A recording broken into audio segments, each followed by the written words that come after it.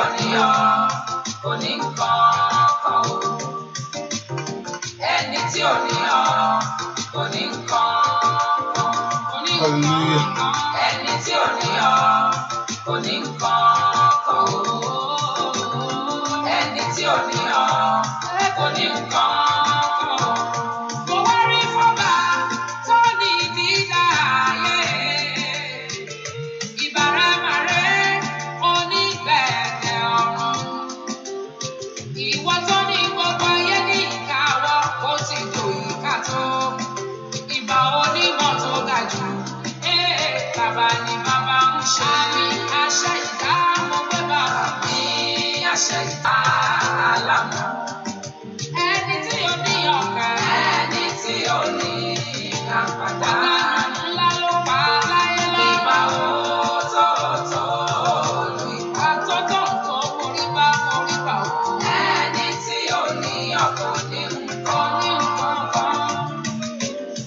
Ẹni tí ò ní ọ kò ní nǹkan.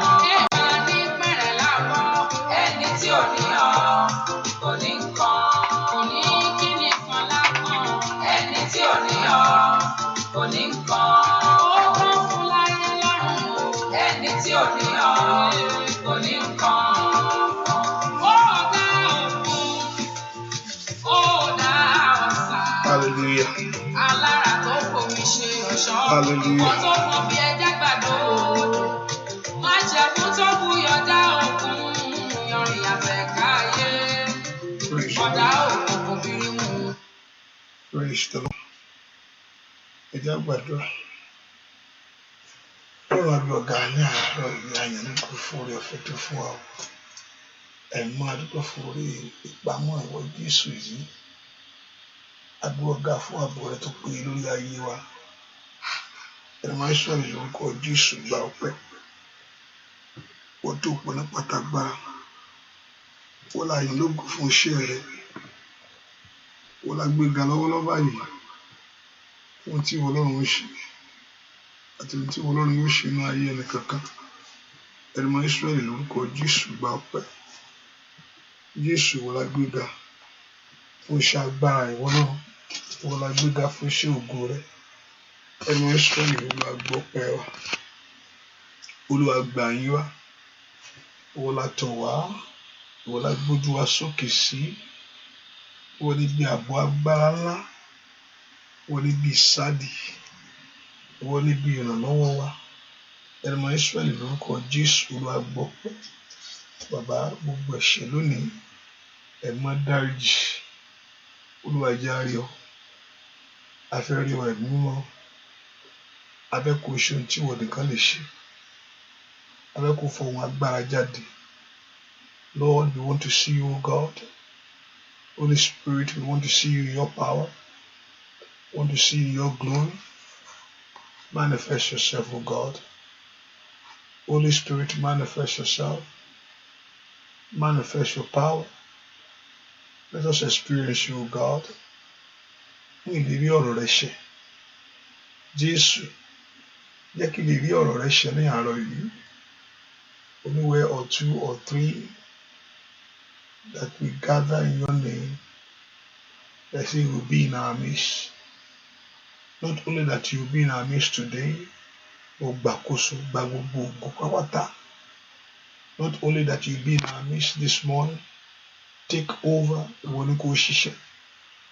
Speak to us, O God, touch our life, revive our heart for you, and let your name alone be glorified. Ṣòun ńlá, ṣòun ọ̀tun, ṣòun tuntun, ṣòun ńlá, ṣòun ọ̀tun, ṣòun tuntun. Glorify yourself. Daddy, glorify yourself. Sọ́ra rẹ di mímọ́ Ọlọ́run. Sọ́ra rẹ di mímọ́ láàárọ̀ yìí. Jẹ́ kí gbogbo ọkàn orí ọ. A ó sì fi gbogbo ògo àtọlá fún ìwọ Jésù yìí. Láì lórúkọ Jésù Kristi. Olúwa tó olùgbàlà wa. Àmín. Ọlọ́run jẹ́ ká bẹ̀rẹ̀ sí gbé ẹni tó pọ̀ yìí nípa àtàgbára ga. Ẹ ká kanlẹ̀kùn ọ̀nà rẹ̀ pẹ̀lú ìyìn ọpẹ́. Ká wọ ẹ̀yìn wò ká wo orin tí Jésù ṣe fún wa. He has done great things in our life. Oríṣi ohun ńlá nú ayé wa ṣẹ́.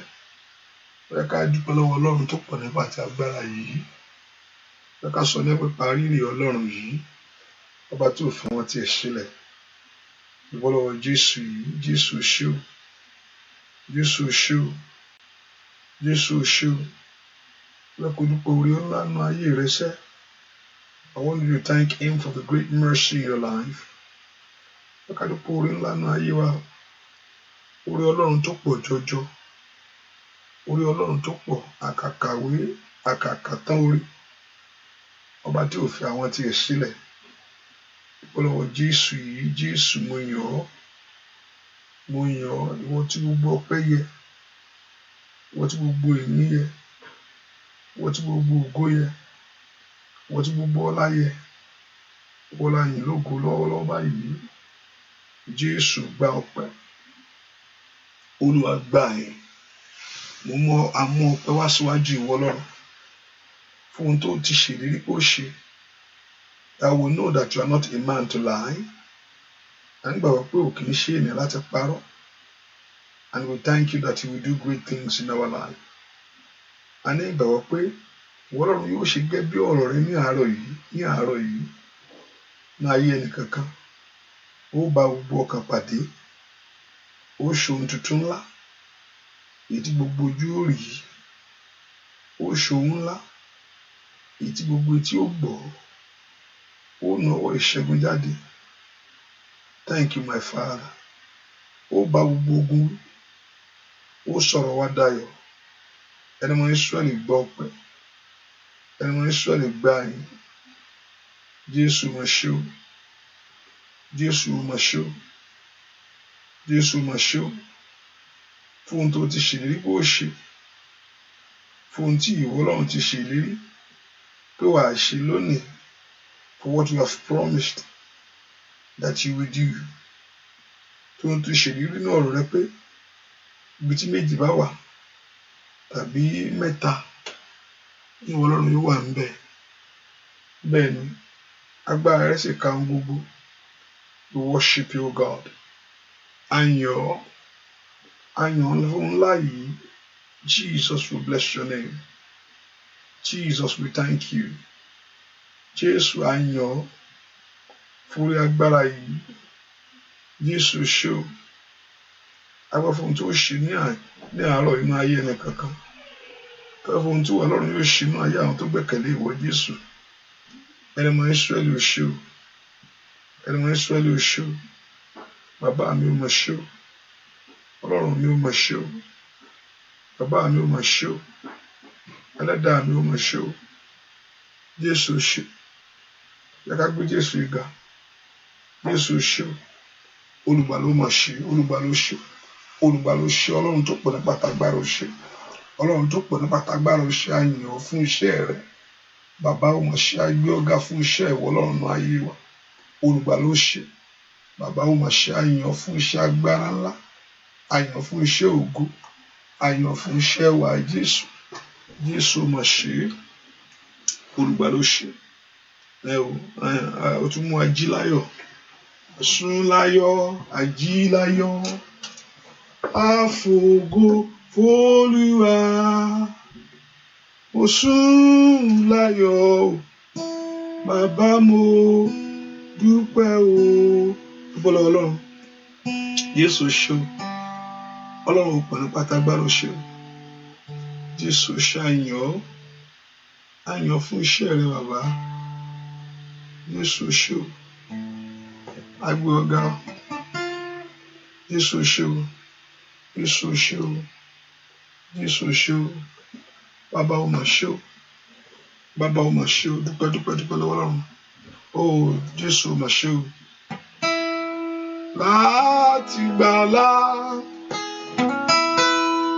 Láti gbà yìn bàbá. Láti ìgbà ògo. Jésù tìrẹ ni. Ìwé kò yìn. Láti gbà ọlá. Láti gbà àyìn bàbá. Láti ìgbà ògo. Jésù tìrẹ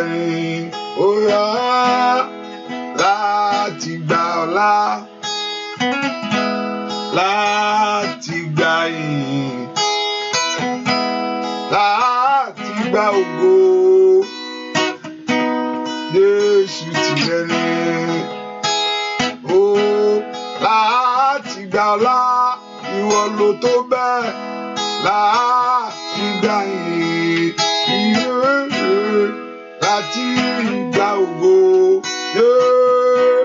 Jésù tìrẹ ó yá ẹ fìfò sẹ́ láti gbà ọlá Ọlọ́run láti gbà yìí bàbá mímọ́ láti gbà ògo. Ó Jésù tìrẹ ni ó tó bẹ́ẹ̀ o láti gbà ọlá láti gbà yìí alágbára láti gbà ògo. Ó Jésù ó yá ẹ dúpẹ́ lọ́wọ́ rẹ̀ sẹ́ láti gbà ọlá láti gbà yìí ó ṣe bàbá láti gbà ògo. Jésù tìrẹ ni. Dúpẹ́ lọ́wọ́ Jésù. Dúpẹ́ lọ́wọ́ Jésù mà ṣeun.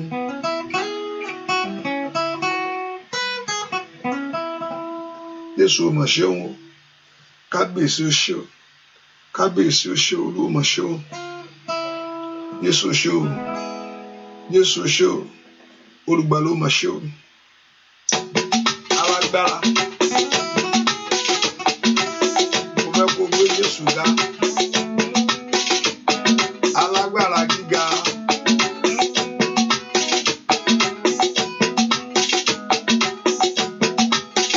Òṣòre mélòó gbàgbé rẹ o. Òṣòre mélòó gbàgbé. Òṣòre mélòó gbàgbé rẹ o. Kábíyèsí mélòó gbàgbé. Mélòó gbàgbé orí rẹ Jésù. Òṣòre mélòó gbàgbé. Mélòó gbàgbé orí rẹ Jésù. Òṣòre mélòó gbàgbé. Ọwọ́ rẹ̀ dà. Kábíyèsí ó tóbi bàbá mi.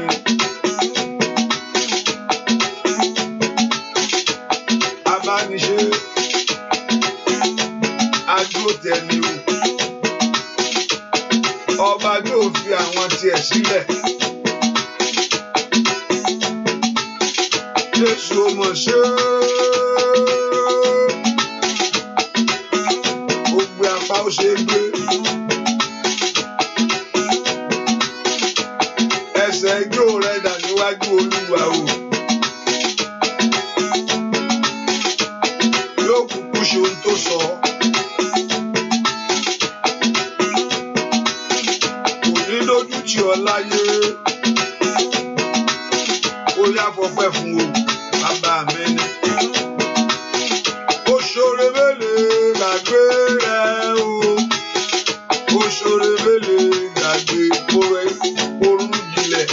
Òṣòre mélòó gbàgbé rẹ o. Ó yọ mí nínú ìyà. Òṣòre mélòó gbàgbé. Bàbá mélòó gbàgbé orí rẹ Jésù. Òṣòre mélòó gbàgbé. Èlé gbàgbé orí rẹ Jésù. Òṣòre mélòó gbàgbé. Kábíyèsí alágbára bàbá. Ó yẹ fọpẹ́ fún Ọlọ́run ìjíṣẹ́. Ó yẹ jẹ́ ká yìn Jésù lógo. Kábíyèsí ńlá bàbá mi.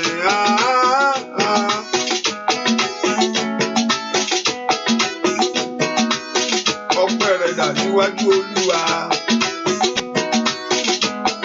Kábíyèsí. Ó ṣé bàbá mi ò bàbá mi mọ́.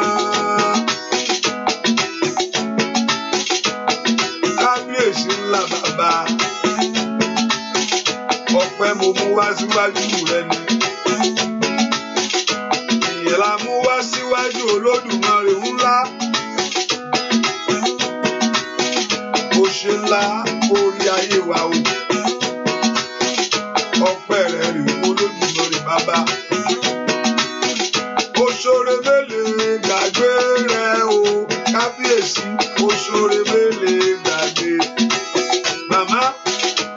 ṣoore mélòó gbàgbé rẹ̀ o dúpẹ́ lọ́wọ́ Ọlọ́run ó ṣoore mélòó gbàgbé o gbọ́rọ̀ ìburúkú ewu orí mo bẹ́ nìkan wí lọ́wọ́lọ́wọ́ ó yá dúpẹ́ lọ́wọ́ Ọlọ́run ò gbọ́ ọba tí ò fún ọ gbọ́ ọba tí ò jó gbọ́ ayérayé yìí dànù lórí ọmọ rẹ ní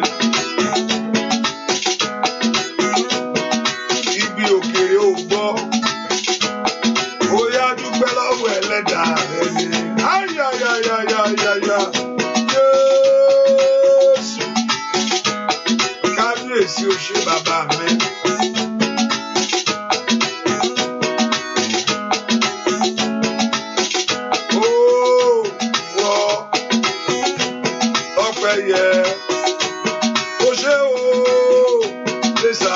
Kábíyèsí ìwọ ni gbogbo yìí yẹ o ṣé o Mèsáyà óyá ìwọ ọpẹ́ yẹ o ṣé o Mèsáyà kábíyèsí rẹ o bàbá kábíyèsí rẹ o bàbá ọwọ́ rẹ dà. Kábíyèsí ńlá kábíyèsí rẹ̀ ò bàbá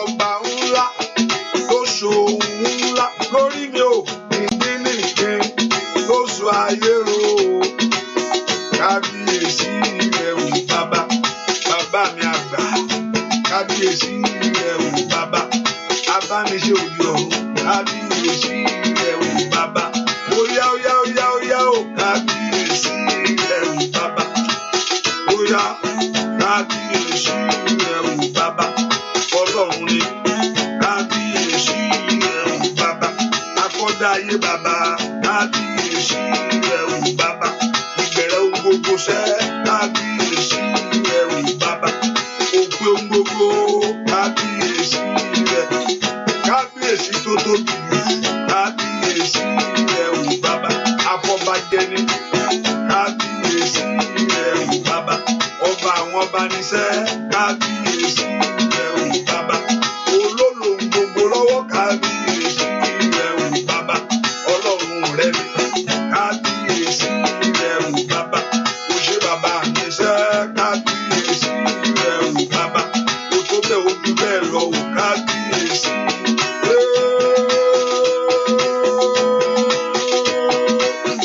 Kábíyèsí ńlá bàbá kábíyèsí rẹ̀ ò bàbá ó tó bẹ́ẹ̀ ó jù bẹ́ẹ̀ lọ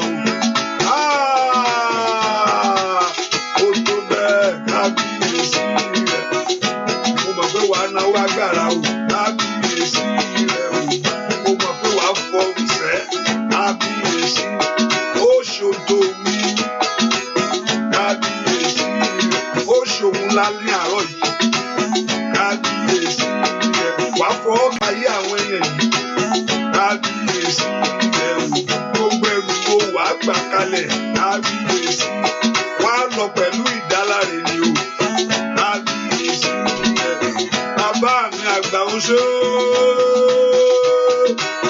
Ọlọ́run má jẹ̀bú kábíyèsí tí ò ń dalẹ̀ àwọn tiẹ̀ kábíyèsí àdúró tiẹ̀ ní láyé kábíyèsí óyá ọpẹ́ rẹ̀ dàṣẹ́ o kábíyèsí kábíyèsí o kò ṣe lórí ayé mi o kábíyèsí rẹ̀ kò bàbá. Dúpẹ́ lọ́wọ́ Ọlọ́run alààyè Jésù ṣé o Jésù ṣé o Jésù ṣé o Jésù ṣé o àfihàn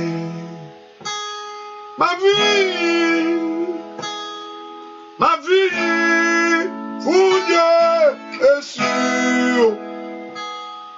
kò béèrè ìrànlọ́wọ́ mìíràn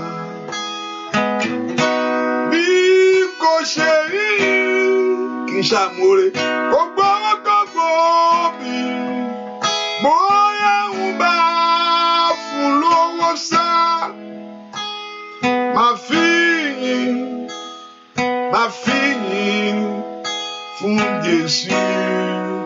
tó gbà mí là.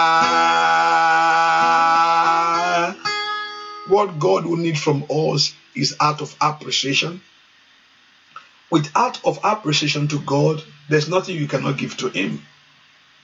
When you really appreciate Him, not the money. Not the money. He's the giver. But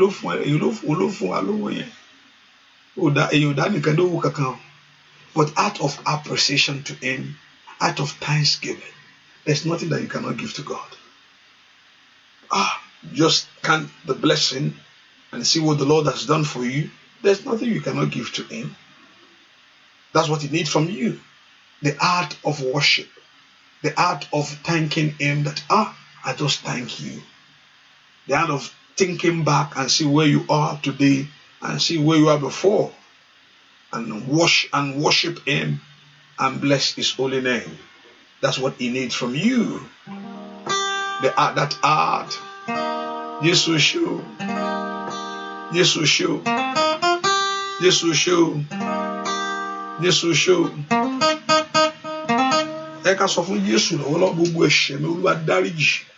Ask Him to forgive every sin. I want to tell the Lord tonight, this morning, Lord, forgive me all my sin.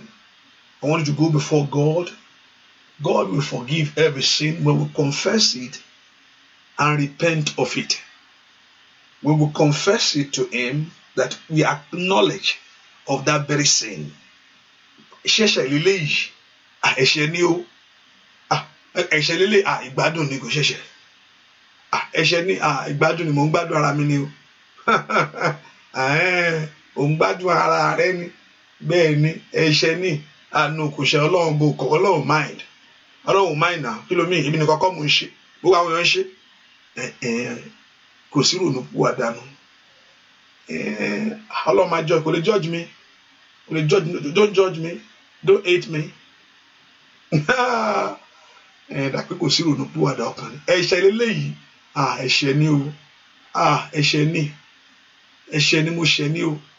Ohun tó mú Dáfídì yàtọ̀ nìyẹn sí Sọ́ọ̀lù. Àwọn méjèèjì wọn yọ ṣe nǹkan kan náà ni o. Tí Dáfídì kankan tiẹ̀ burú jáì. Òun pààyàn. Sọ́ọ̀lù náà pààyàn náà ni Sọ́ọ̀lù o. Wọ́n ti pọ̀ Ọlọ́run dá lẹ́jọ́. Gbàtọ́ Ọlọ́run fẹ́ fi àjẹ́ pé àwọn tó pa ń jọ yẹn tó wọbẹ̀ tó pa wọ́n. Ọmọ rẹ̀ ló forí ko. Ọmọ ẹ̀ 10 ló gbé kọ́. Pé kí ló ń ṣẹlẹ̀ ní Ísírẹ́lì? Torí pé Sọ́ọ̀lù ṣẹ̀ ní. Ẹ̀ṣẹ̀ Sọ́ọ̀lù ó béèrè fún ìdájọ́. Ẹ̀ṣẹ̀ ní kì í ṣẹ̀ṣẹ̀ ìgbádùn ni mò ń jayé mi ni. Gbogbo èèyàn ní í ṣe. Gbogbo everybody is doing it. Everybody, it's not only me now. Even kékeré ló tẹ̀sírí. Tí tèmi tẹ̀síkiri. Títí mi kéré. Ló bá rí àwọn ọ̀rẹ́ mi kan. Èmi ọkọ̀ ṣì ó lì o. Mo ṣì ó lì o. Ọlọ́run gan mọ̀ kí mò ń try. Ẹ̀ṣẹ̀ ni sọ fún Jésù. Olúwa dárí àṣírí èmi jì mí. Olúwa mo mara mi lọ́wọ́lọ́wọ́ báyìí o.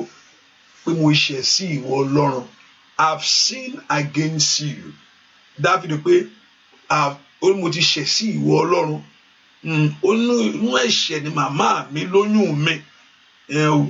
Ó ní but one thing má gbẹ̀mí mọ́ ẹ lọ́wọ́ mi torí tí ẹ̀mí bá sọnù nǹkan mi á wọlé o. Dáfídì ó rí Sọ́ọ̀lù pé arákùnrin ẹ̀mí má sọnù lọ́wọ́ ẹ o. Ó di kàntàkàntà o. Ẹ̀mí èṣù wọlé wá ó ní Dáfídì gbàdúrà yẹn kíákíá kò ó ti ṣẹlẹ̀ rí pé Ọlọ́run ti gbẹ̀mí mọ́ lọ́wọ́ èèyàn kan o. Ó ti gbẹ̀mí mọ́ lọ́wọ́ èèyàn kan o. Ṣùgbọ́n ẹ̀mí mọ́ ò lè fi ọ́lẹ̀ nísìnyí. Ẹ̀mí mọ́ ò lè fi wálẹ̀. He can be there in your heart and you don't allow him. The more you allow Holy Spirit to work in you, the more he works. He can silence him. Kò ní fi yọ̀lẹ̀. Jesus, I will never leave you, neither forsake you. No. This is a new covenant for New Testament. The Lord God is going to be with us. But now there's another thing is there, but it's not in control. Ó lè wà ńbẹ̀ kó má jẹ́ olùdarí mọ́. Akọ̀dákẹ́ a máa wò. Níjọ́ tó bá gbà láàyè, á wá mo ti ní kí n dákẹ́ ohun tó bá fi mí sí mo máa ń dúró sí. ẹ ká sọ fún Ọlọ́run, Olúwa dárí ẹ̀ṣẹ̀ mi jì mí. Lord, forgive me all my sin. Come into my heart this morning. Fún mi ní ẹ̀mí tó ronúpìwàdà. Give me that heart of a change of heart. Ẹ̀mí tí ń kọ̀ tí agbá láti kọ̀ sílẹ̀, to forsake it and to leave it. Olúwa yànda ẹ̀ fún mi. Ask him the grace to forsake it. That grace to forsake. Agbá oore ọ̀fẹ́ láti padà. Oore ọ̀fẹ́ to forsake and to look unto you alone. Oore ọ̀fẹ́ yẹn fún mi lónìí. Jẹ́ kí oore ọ̀fẹ́ yẹn dájú fún mi. That grace, let that spirit come into my heart. Ẹ̀mí Ọlọ́run wọnú ayé mi wá. Ẹ ká bèrè fún agbára ńlá. Èyàn ò lè ṣe lásán. Èyàn ò lè ṣe lásán o. Èyàn kò ṣe é ṣe lásán. Èmi ò rí bẹ́ẹ̀. Èmi ò tiẹ̀ rí bẹ́ẹ̀. Kò ṣe é ṣe. Olúwa wọ̀ mí ní agbára ńlá. Agbára rẹ ni mò ń fẹ́ lọ́wọ́lọ́wọ́. Agbára láti lè ṣe. Your spirit to able to follow. Your spirit to able to obey. Ó yá máa bọ̀ nínú ayé mi. Máa bọ̀ sẹ́. Ẹ̀mí mímọ́ ni mo fẹ́. Ọlọ́run alágbára, ara kò lè ṣiṣẹ́ rẹ o. Olùgbàlà gbé mi wọ̀.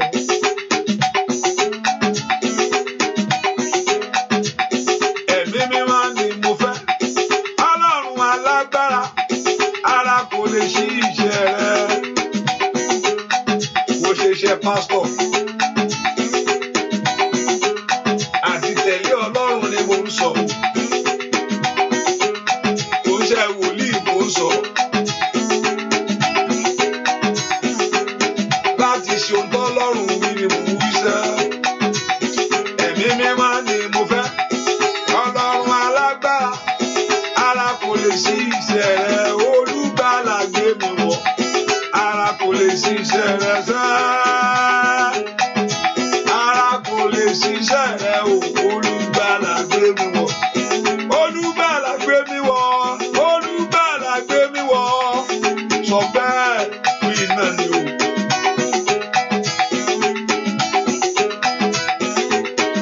Ó sọ ọ́ di kò ṣe mú láyé. Ó sọ ọ́ di kò ṣe pa o. Kò ṣe kò lójú. Olùgbàlà gbé mi wọ̀. Olùgbàlà gbé mi wọ̀. Gbé mi wọ̀ bí iná Olódùmarè. O bá bèrè fún Kàdáyàbá Sántàyàbá. Ó yá kó yí rẹ̀ máa gbàgbọ́dì láyé. Olùgbàlà gbé mi wọ̀. Olùgbàlà gbé mi wọ̀. Kì má ṣe lásán. Kì má ṣe ṣìnà láyé. Ayàkàbà sọ́tò yàrá. Kà má ṣe dààmú ní gbogbo ọ̀nà sẹ́. Olùgbàlà gbé mi wọ̀. Olùgbàlà gbé mi wọ̀. Ó yá bèrè fún. Ara kò lè ṣí iṣẹ́ rẹ. Olùgbàlà gbé mi wọ̀. Ara kò lè ṣí iṣẹ́ rẹ. Ó yá. Ara kò lè ṣí iṣẹ́ rẹ sá. Ara kò lè ṣí iṣẹ́ rẹ. Olùgbàlà gbé mi wọ̀. Ara kò lè ṣí iṣẹ́ rẹ. Ó yá bèrè fún. Ara kò lè ṣí iṣẹ́ rẹ. Wá wọnú mi. Wá gbé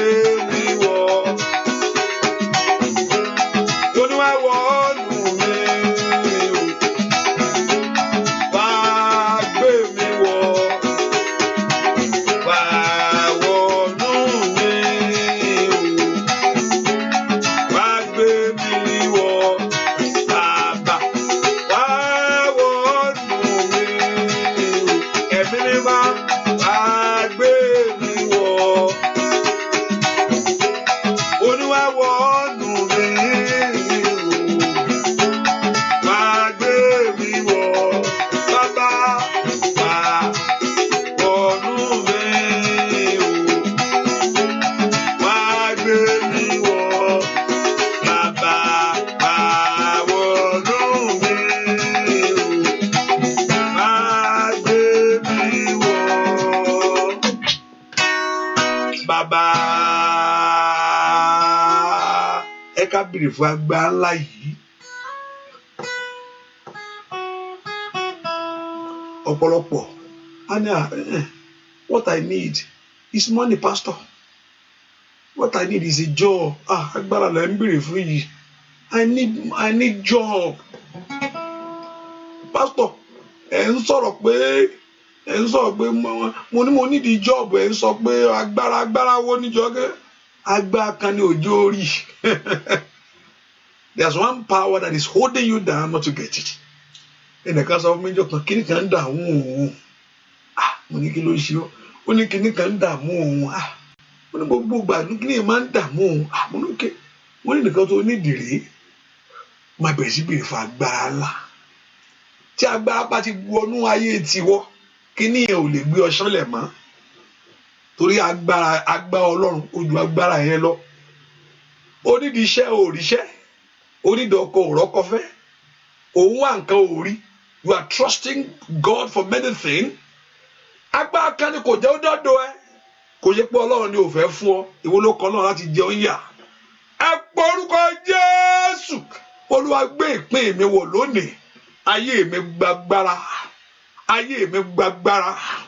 Ayé mi gbàgbára Ọlọ́run. Agbára Ọlọ́run bà lé mi.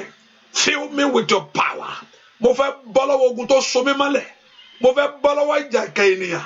Mo fẹ́ kí ogun èèyàn kátàkárà rúṣàtẹ̀ kó dópin lónìí. Ìkàbàrú ṣe tẹ́tẹ́tẹ́dá. Gbórúkọ Jésù. That the Lord Jehovah God to fill you with power. Agbára ńlá tí ó wà sẹ́yìn fún ọ. That will provide for you. Agbára tí ó mú ọ lu àlùyọ. Ẹ gbórúkọ Jésù. Gbé mi wọ̀ bàbá. Fill me with your power. Ẹ gbé ayé àwọn ọmọ mi wọ̀. Ní orúkọ Jésù. Mi gbọ́dọ̀ gbé ọmọ sí o. Ẹ gbé ọmọ mi wọ̀. Gbogbo ọmọ gbogbo.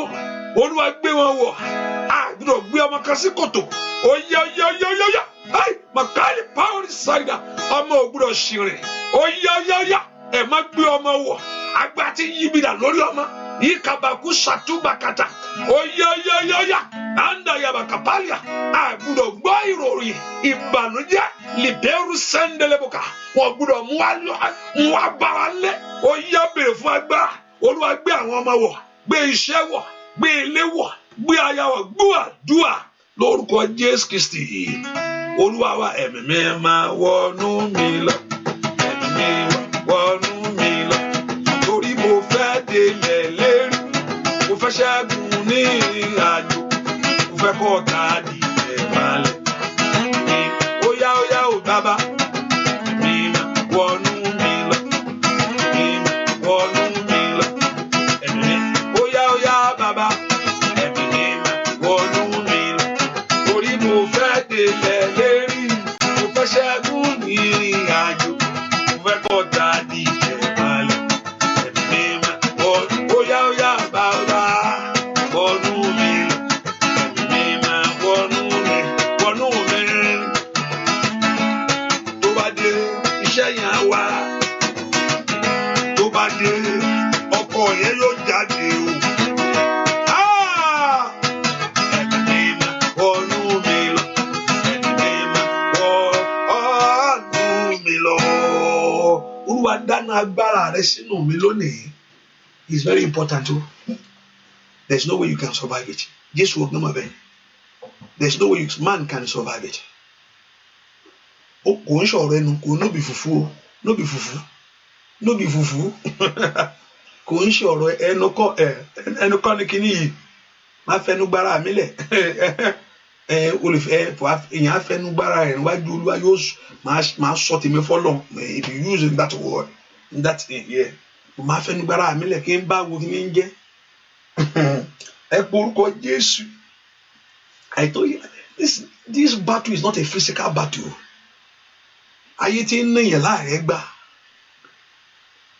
Ayé tí máa ń níyàn láàrí ẹ gbà. Bẹ́ẹ̀ ni mo wí. Ẹ pé nǹkan ń ṣe òun o. Nǹkan ń ṣe òun o. Ẹ ń wò mí nǹkan ń ṣe òun o. Bẹ́ẹ̀ ni mo wí fún ọ. Ayé tí ń níyàn láì ní ẹ gbà. Agbẹ́ Ọlọ́run ni. There is no way you want to do it. Kí wọ́n sọ pé wọ́n náà á tẹ̀sẹ̀ kan bọ̀ ṣòkòtò kan náà.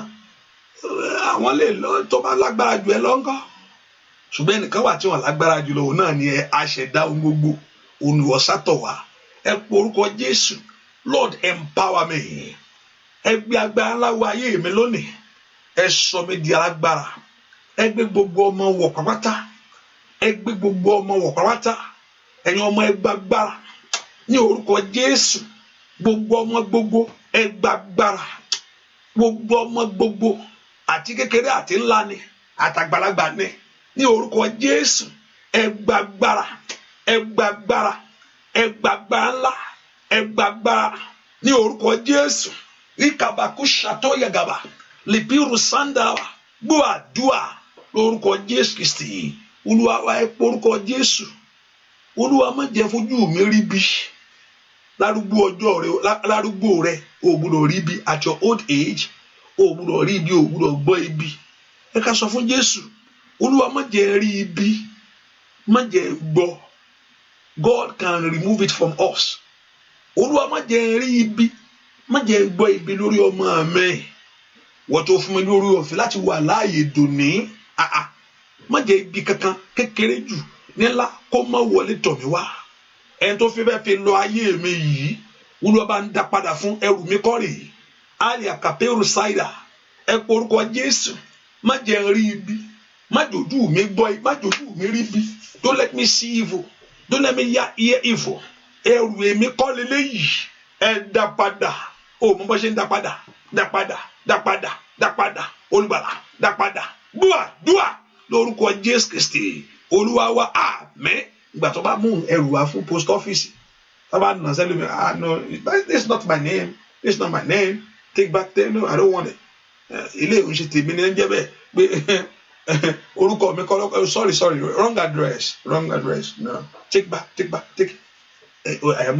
o máa ń send email back ni olójú kòkò ni ó wà mọ́lé wọ́n ti mail ẹ̀ títẹ̀ wọ́n ní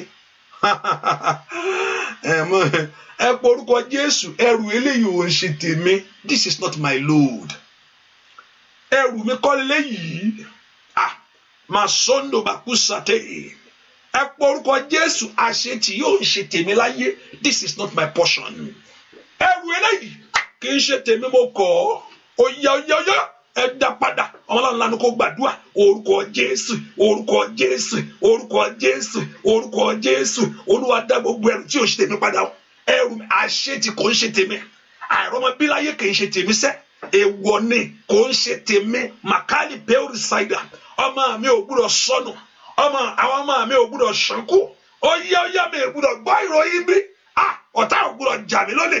Andali àkúsà tó bẹ̀ kú sàté. Àwọn ọ̀lànà kò gbàdúrà. Ẹrù eléyìí ò ń ṣe tèmi o. Ní orúkọ Jésù mo kọ̀ dá padà return it back ní orúkọ Jésù. Ẹkún yóò ń ṣe tèmi. Can somebody lift your voice and pray? Ó yá ra ìgbà padà lónìí. Yíkàpárùsàtà. Redeem the day. Ra ìgbà padà lónìí. Redeem the day. In the name that is above every other name. Ní orúkọ Jésù ti Násárẹ́tì. Ó yá Olúwa ní kàpárùsàtà dábì padà. Ní kàpárùsàtà yaba. Ọmọláńlá ló kó gbàdúrà. Orúkọ Jésù gbúà lórúkọ Jésù Kristi. Olúwa wa múra sí dáadáa. Ìwọ tó ti ṣe àkíní yẹn. Be a blessing to somebody this morning. By Ọlọ́run mo sọ pé Ọlọ́run ò kì í báyàn ṣe yẹn. Ìyẹn ní í ṣe ìwọ ló ní Facebook ẹ.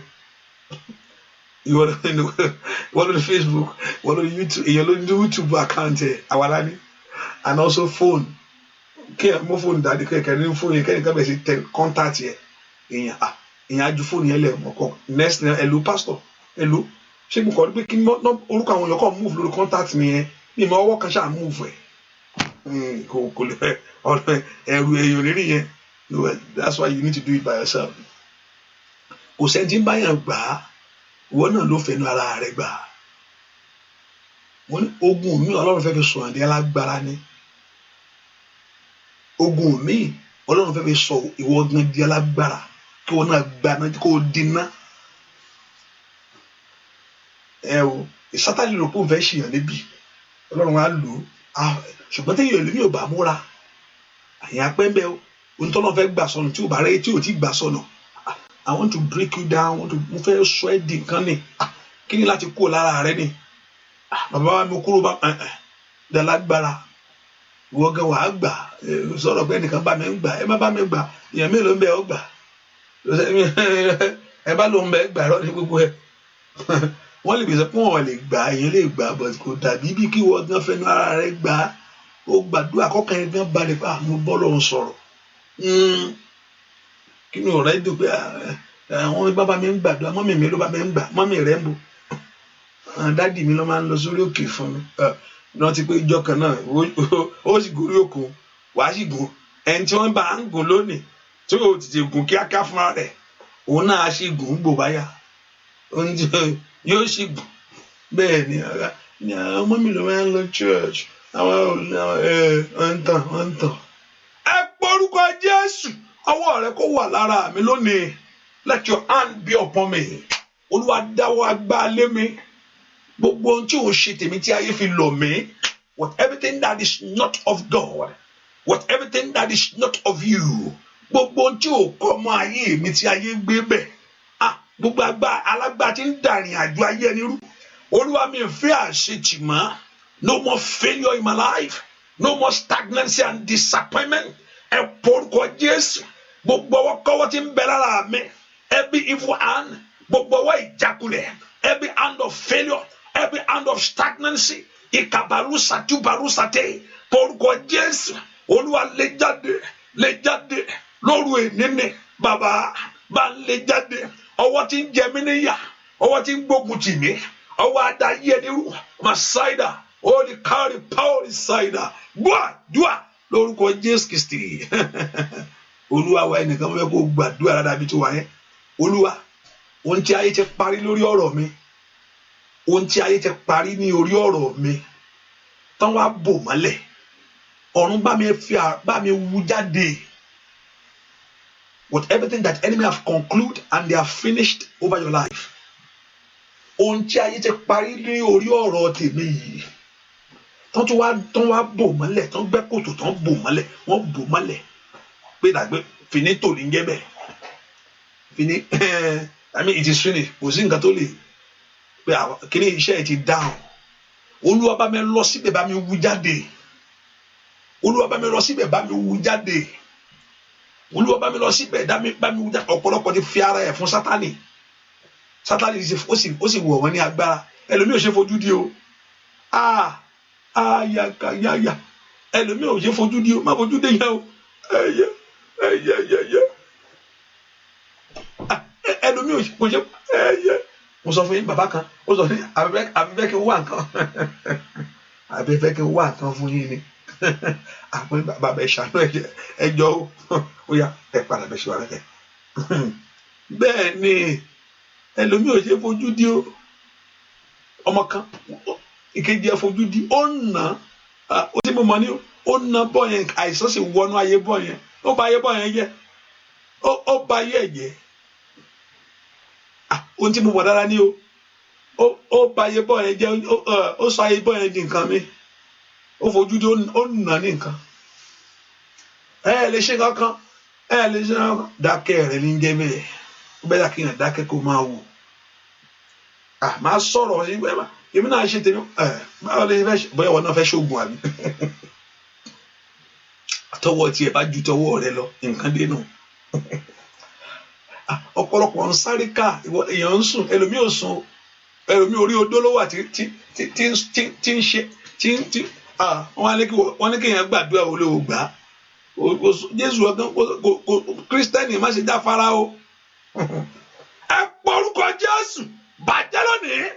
Olúwa sọ́dà sàn, Olúwa sọ́dà sàn, Olúwa sọ́dòfò, Olúwa sọ́dà sàn, gbogbo ọwọ́ ìkàsẹ̀, Olúwa sọ́dà sàn, Olúwa sọ́dòfò, gbogbo ọwọ́ ajáyé ẹni níyà, Olúwa sọ́dà sàn, ẹ mú mi jáde lọ́wọ́ ogun yìí, ní orúkọ Jésù, ẹ mú mi bọ́ lọ́wọ́ ìjà yìí, ní orúkọ Jésù, ẹ paná ogun inú ayé mi, quench this fire, nínú àrọ́mọbí, ẹ paná ìgbónú ayé mi, nínú ogun àrọ́kọ́láyé, ẹ paná ẹ̀ṣẹ̀.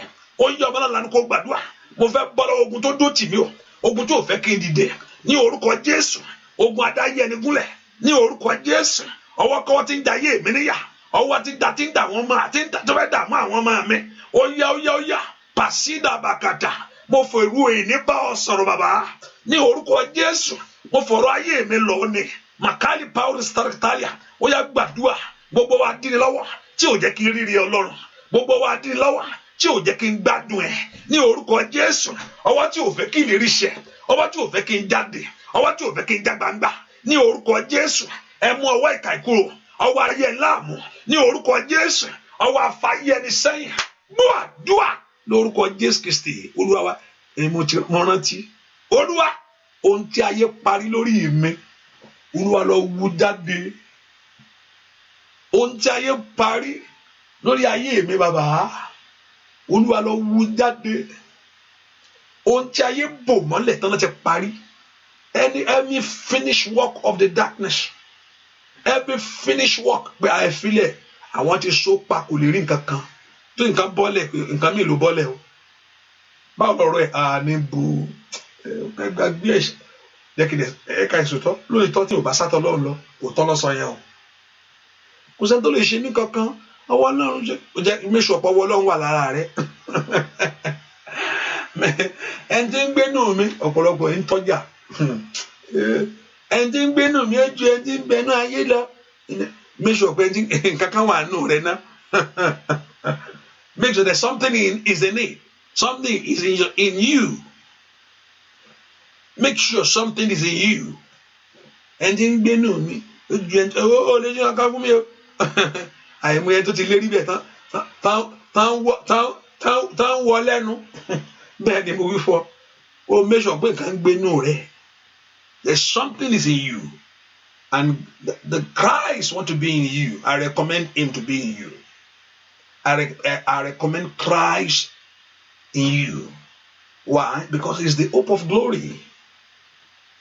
Ó yá orúkọ Jésù ohun tí ayé ti parí inú ayé mi lónìí every finished work of the devil ohun tó ayé sọ pé àwọn ti ṣe tán àwọn ti parí ẹ̀ èyí tó wá mú mi ń dààmú ibi tán bá rì mọ́ Olúwa wú ibi tán bá rì mọ́ Olúwa wú ibi tán bá rì mọ́ Olúwa wú ibi tán bá rì mọ́ Olúwa wú ní orúkọ Jésù ibi tán bá rì mọ́ Olúwa wú gbọ́ àdúrà lórúkọ Jésù Kristi Olúwa wa mi mọ nǹkan yìí ẹ̀kọ́ fi gbàdúrà Ọlọ́run jọ̀ọ́ ohun tí ayé sọ pé òjò ò gbúdọ̀ pa ohun tí ayé bá ṣe tán ní òjò ò gbúdọ̀ rọ̀ sórí ẹ̀ ohun tí ayé bá ṣe tó bá ní pé kò gbúdọ̀ rí òjò Ọlọ́run jẹ́ kí òjò mu lónìí àṣìṣe kó mú ẹni náà ibikíbi tó bá gbé sí ohun tó bá ṣe lórí ayé mi tán ní òjò ò gbúdọ̀ pa ohun tó bá ṣe lórí ayé àwọn ọmọ tán ní òjò ò gbúdọ̀ kàn án pé òjò ń rọ̀ sí o Olúwa jẹ́ kí àṣìṣe mu lónìí ibikíbi tó bá gbé sí o Olúwa ibi tó bá rì mọ́ ibi tó bá tì mọ́ jẹ́ kí àṣìṣe kó mú wọn lónìí kó mú jáde jẹ́ kí àṣìṣe kó mú wọn lónìí máìlì kárí power decider ohun tó bá ti parí inú ayé rẹ sẹ́ báwọn parí kìíní yìí liberu sata Olúwa jẹ́ ká ń ṣàṣìṣe ìkàbàwù ṣàndóbekùtẹ́kẹ́bẹ́rúsà ó yá gbàdúrà orúkọ Jésù ohun tí ayé parí nítorí àwọn ọmọ mi ohun tí ayé parí nítorí ayé mi o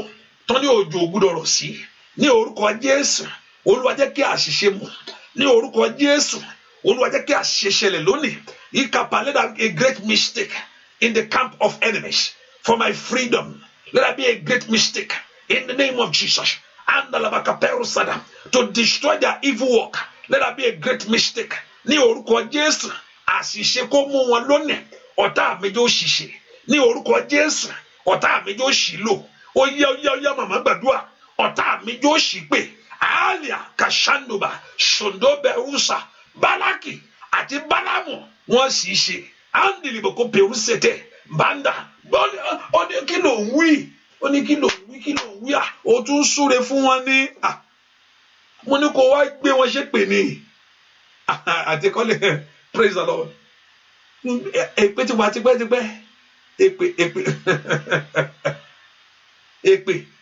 èpè ó ti wà tipẹ́tipẹ́ bíbélì abókù sọ̀rọ̀ ti wà tipẹ́tipẹ́ bíbélì is there in the scripture níbo ni arábìnrin Samuel lọ báyìí ló ti rágbára tó fi pe Samuel jáde. Samuel ló pè jáde o. No, Samuel tó ti kú ló pè jáde. Àmì ó ṣe àwọn abókù sọ̀rọ̀ sí wa. Abókù sọ̀rọ̀ ó wà. Ó bá mi àwàdúró. Yeah, ó wà. Bíbélì testify. Bóyá àwọn olófèkì wa. Yes. Because so Bíbélì sọ bẹ́ẹ̀. I believe. So ṣe Sátánì ni. Sátánì náà ṣe ọṣẹ́. Sátánì ò ṣe ọṣẹ́. Yes. Sátánì ò ṣe ọṣẹ́. So tó Bíbélì bá testify pé ó bá Samuel sọ̀rọ̀. Yóò wá. Àbí pastor ẹ mọ̀ bí kankan. Hallelujah. Òótọ́ ni. Àwọn tó kú ńlá wà wọ́n ti rẹ̀ tó fẹ́ lọ rí abókù sọ̀rọ̀ tó lọ níwẹ̀ dáadáa. I've seen dáadáa. Yes. Tó sì padà jẹ́ pé òótọ́ tó fẹ́ mú un lọ bẹ̀. Olúwa ní tó bá lọ wá dọ́bù ẹrù àgbé. Lift your voice and talk to God. Lord, every finished work of the devil over my children. Gbogbo iṣẹ́ ìparí iṣẹ́ òkùnkùn lórí ayé àwọn ọmọ mi. Ohun tí ọ̀tá sọ pé òun ti parí. Whatever the enemy have declared that he has finished. Pé mi ní rọ́mọ bí. Pé mi ní rọ́kọ. Pé mi ní ríṣẹ́ that very thing that you have been tormenting, that you have been struggling to have in your life. Ohun tí ọ̀tá sọ pé àwọn ti parí ní ìrìn àjò mi. Olúwa bá mi bàjẹ́ lónìí. Jẹ́ kí àṣìṣe mú ọ̀tá mi kán jẹ ara wọn. Kán mú ẹ̀jẹ̀ ara wọn. Jẹ́ kí àṣìṣe kó mú ọ̀tá mi. Jẹ́ kó mú ẹran ara wọn. Jẹ́ kán jẹ ẹ̀jẹ̀ ara wọn. Let that be a great mistake in the camp of enemy today to drink their own blood. Ọmọláwọn lanu kó gbàdúrà. Let that be a great mistake in the camp of enemy today to drink their own blood. Ẹ porúkọ Jésù. Ọ̀tá mi kó jẹ ẹran ara wọn. Ó yá àṣìṣe kó mú wọn lónìí. Lanu kó gbàdúrà. Olúwa dèdè wọn rú. Scatter their language. Olúwa dà ìṣe wọn rú. Scatter their works. Bàṣẹ wọn jẹ́. Ní orúkọ Jésù. Mo fẹ́ di ẹni òmìnira. Mo fẹ́ di ẹni òmìnira. Ní orúkọ Jésù. Màṣánù bàkú sótótótótótó. Ó yá gbàdúrà. I want to have my freedom. I want to have my liberty. I want to move forward. Mo fẹ́ kó ṣeé ṣe fún mi. Mo fẹ́ kó ṣeé ṣe fún mi. Mo fẹ́ kó ṣeé ṣe fún mi. Gbọ́ àdúrà lórúkọ Jésù Kristi. Olúwa wa, hallelujah. Bàbá Jésù olóore ọ̀fẹ́. Jésù aláàánú mi. Ṣàánú mi o, ojú máa tì mí. Jésù olóore ọ̀fẹ́. Bàbá Jésù olóore ọ̀fẹ́. Jésù aláàánú mi o. Ṣàánú mi o, ojú máa tì mí. Jésù olóore ọ̀fẹ́. Alágbára o bàbá. Ó yá ò bá ṣàánú ayé àwọn èèyàn. Nítorí orúkọ rẹ ni. Nítorí ọ̀rọ̀ rẹ ni bàbá. Ó yá ṣàánú ayé àwọn èèyàn yìí ṣẹ́ o. Ayé yìí kò ire o. Ayé yìí kò rí ayọ̀ ṣẹ́. Ọlọ́run kò fún inú rere tẹ́ fẹ́. Bàbá Jésù olóore ọ̀fẹ́. Jésù ọláàánú mi o. Ṣàánú mi o, ojú máa tì mí.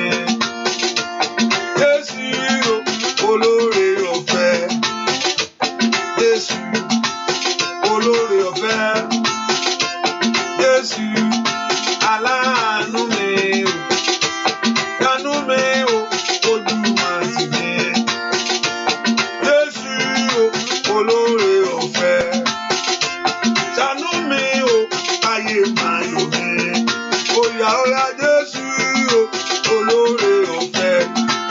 gbà fún ọ láyé. Níbi àdúrà kò rí tiẹ̀ ṣe o. Ò ní wá lásán, ò ní kígbe lásán. The Lord will have mercy upon your life. The Lord will favor your life.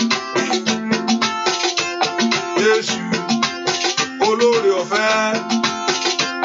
Jésù aláàánú mi. Àánú mi o, Olúwa tì mí sẹ́. Jésù olóore ọ̀fẹ́. Ṣàánú mi o, káyé máa yọ̀ mí bàbá. Jésù olóore ọ̀fẹ́. Ṣàánú mi o, Olúwa tì mí sẹ́. Jésù olóore ọ̀fẹ́. Ṣàánú mi o, ẹbí máa yọ̀ mí. Jésù olóore ọ̀fẹ́. Ṣàánú mi o, káyé máa yọ̀ mí. Bàbá Jésù olóore ọ̀fẹ́.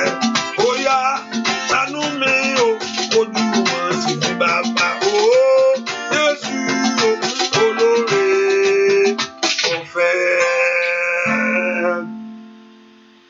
I can see a little sign. And ohun tí mo kọ̀ gbọ́ kò yé mi. I look at the date, I look at the number change. Mo kọ̀ 5, number 5. Number 5. And I quickly open my eyes. I see today is 24. So 25 yẹn mo kọ̀ gbọ́ 5 mo kọ̀ wow 24. Ọ̀la 25. 5 ṣì wà wájú.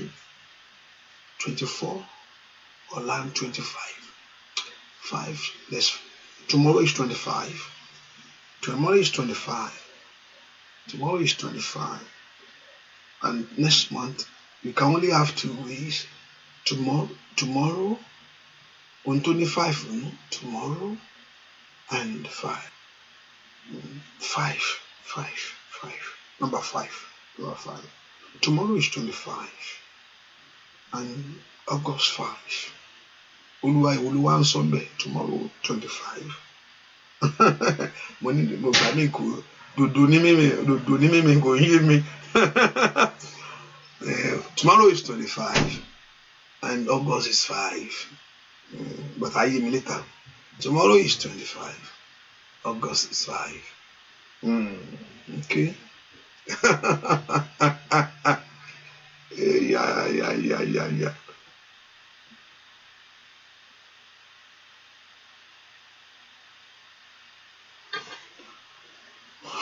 Olúwa.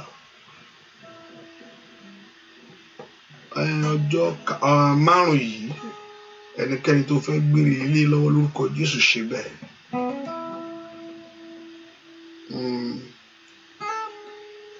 Ohun ńlá kó ṣẹlẹ̀. Ohun ńlá kó ṣẹlẹ̀. Ọjọ́ yìí Olúwa sọ di ọjọ́ ayọ̀. Ọjọ́ yìí sọ di ọjọ́ ire. Ọjọ́ yìí sọ di ọjọ́ ìbùkún. Sọ di ọjọ́ ìṣelógo. Sátánì kò ní yọjú sí ọ, kò sì ní jà ọ́ lólè lọ́jọ́ yìí. Olúwa ohun tí o fẹ́ ṣe ni kó ṣe. Ọwọ́ tó fẹ́ mú jáde ni kó mú jáde. Bẹ́ẹ̀ ni ó sì rí. In Jesus' name we pray. We thank God we have tomorrow. Let's see what is going to happen. Hallelujah.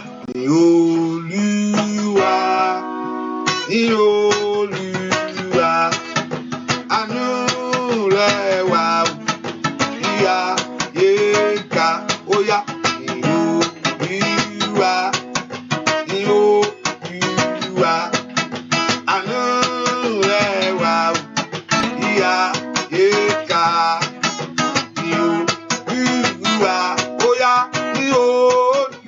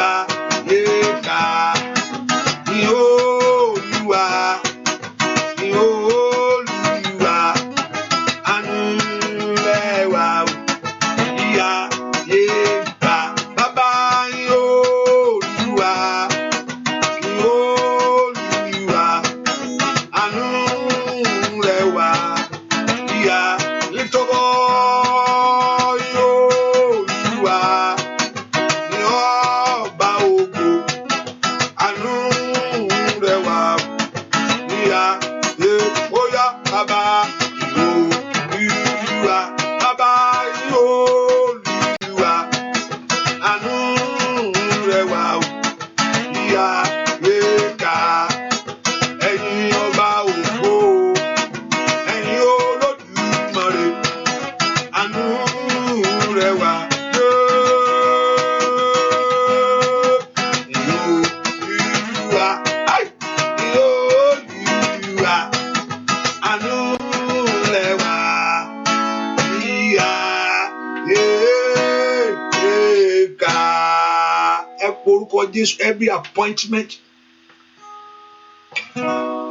Every appointment that is not of God, every appointment tí mo ní ètò lè fà mí sí ogun, every appointment tí wà níwájú mi káàlì pàwọ́lì ṣáìdà lípa rúṣẹ̀ tẹlẹ́bọ̀ká bẹ́ẹ̀rùsà tẹlẹ́bọ̀ká pàyàbà, every appointment máa lè káàlì pàwọ́lì ṣètàlì wáyé káàlì pàwọ́lì èyí tí ọ̀tá lè gbà mọ́ mi lọ́wọ́. Every appointment ètò lè tì mí sínú wàhálà ní orúkọ Jésù Olúwa yí dànù. Every appointment that can lead me to failure in life ètò bẹ́ẹ̀ gbé ogun wọlé.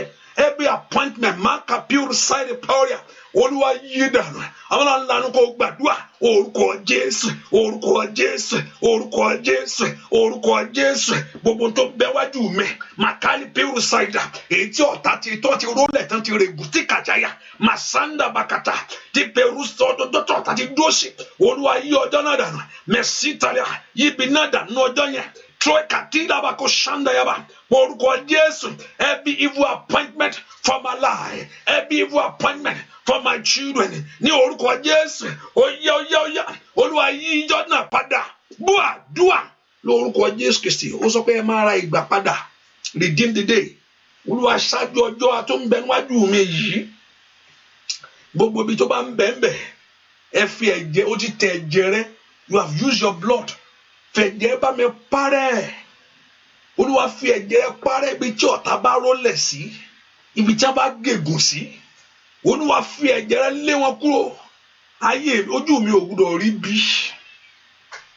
Gbà mí ayé tí nǹkan mi bá ṣẹlẹ̀, ṣe wá ní Kírísítẹ́nì ni, ṣé wọ́n rí ní wọ́n wú. Kí ni ẹ fẹ́ sọ? Gbàgbé yẹn dákẹ́ náà ni.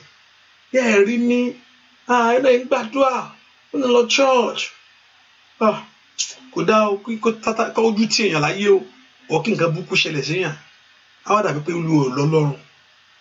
Àyà máa sọ pé wọ́n lọ́lọ́run náà wọ́n ṣe àwọn pásítọ̀ wọn ò rí ni mélòó ni pásítọ̀ fẹ́ rí. Ohun tó lọ the same secret ohun tó lọ́n bá fi hàn ló fi hàn, ohun tó wá fẹ́ yí dànù á fi hàn. Gbogbo àlátẹ̀ ńlá yẹn ó fẹ́ kó yí dànù ni. When God reveals things to you, He wants you to know. Gbà mí ìtàn lọ́wọ́ bá sì sọ̀rọ̀ dákẹ́ ọ̀rọ̀ kan ṣẹlẹ̀ gbélé and that prophecy Olúwa ò dẹ̀ fi lè hàn ọ́n. I think I need to search the scripture very well. Look at it. Olúwa ò sọ nípa kíní èfó ohun tó lọ́wọ́ bá sọ ló sọ hallelujah but wọ́n ní kó gbàdúrà kó yí ibi dànù ó lè yí dànù he can remove it. Ẹ porúkọ Jésù Olúwa yí ibi dànù. Olúwa yí ibi dànù. Olúwa yí ibi dànù ṣáájú mi lónìí. Ṣáájú mi lónìí. Bàbá ṣáájú mi lónìí. Go ahead of me. Lord, go and prepare a way. Mà ṣí tẹ́tẹ́tẹ́lẹ́bọ̀. Ṣáájú ogun mi kí n tẹ̀lé ọ.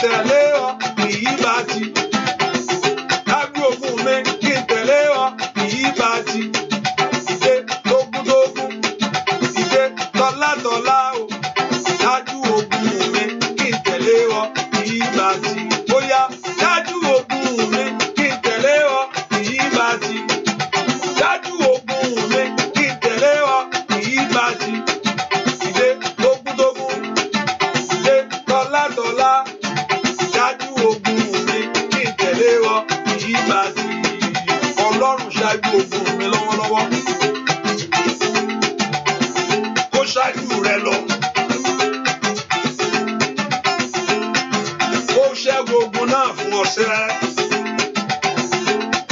ó gbé ọ níjà. Dájú ogun mi kí n tẹ̀lé ọ kì í bá ti. Dájú ogun mi kí n tẹ̀lé ọ kì í bá ti. Ṣé tógúntógún ṣé tọ́látọ́lá. Dájú ogun mi kí n tẹ̀lé ọ ó yá ó yá ó yá. Dájú ogun mi kí n tẹ̀lé ọ kì í bá ti. Dájú ogun mi kí n tẹ̀lé ọ kì í bá ti. Ṣé tógúntógún ṣé tọ́látọ́lá. Dájú ogun mi kí n tẹ̀lé ọ kì í bá ti. Ọlọ́run mi. Ogun náà kó wọlẹ̀ pátápátá o. Ọwọ́kọ́wọ́ kó jáde nínú ayé rẹ̀ o. Gbogbo ogun tá ayé gbé tí ọ̀pọ̀ ṣẹ́. Ó yá ó yá alágbára o. Ó yá ó yá Ọlọ́run mi. Gbogbo náà kó wọlẹ̀ yányá. Ó yá ó yá kábíyèsí. Dájú ogun mi kí n tẹ̀lé ọ kì í bá ti. Dájú ogun mi kí n tẹ̀lé ọ kì í bá ti. Ṣé tógúntógún ṣé tọ́látọ́lá. Dájú ogun mi kí n tẹ̀lé ọ kì í bá ti. Dájú ogun mi kí n tẹ̀lé ọ. Ó yá ó yá ó yá ó yá ó yá ó yá. Dájú ogun mi kí n tẹ̀lé ọ. Ó yá lórúkọ Jésù. Ai! Dájú ogun mi kí n tẹ̀lé ọ kì í bá ti. Ọlọ́run ò dájú ogun mi kí n tẹ̀lé ọ. Nínú olórí ọmọ. Dájú ogun mi kí n tẹ̀lé ọ kì í bá ti. Dájú ogun mi kí n tẹ̀lé ọ. Ó yá ṣáájú. Dájú ogun mi kí n tẹ̀lé ọ. Ó yá kó bàbá. Dájú ogun mi kí n tẹ̀lé ọ kì í bá ti. Dájú ogun mi kí n kó gbalẹ̀ yìí fún mi. Dájú ogun mi kí n tẹ̀lé wa kì í bá ti. Ọlọ́run o.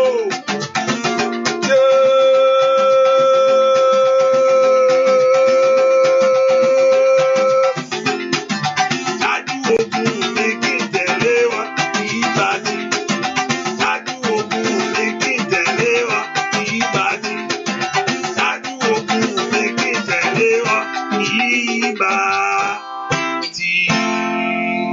O méjì rí ọ̀la a máa gbàwẹ̀. Tomorrow you are fasting tomorrow. Ẹ lè gbà àti aago mẹ́ta. Tó o ti gbé tíì sẹ́nu lónìí, let it be that tea. Mo lè fi mú kọfí o. Kọfí yẹn náà ni kò ṣe mú. Bẹ́ẹ̀ ni early morning coffee. Bá ti gbé àná, tó ti gbé àná already. But donut mo tún fi donut sí.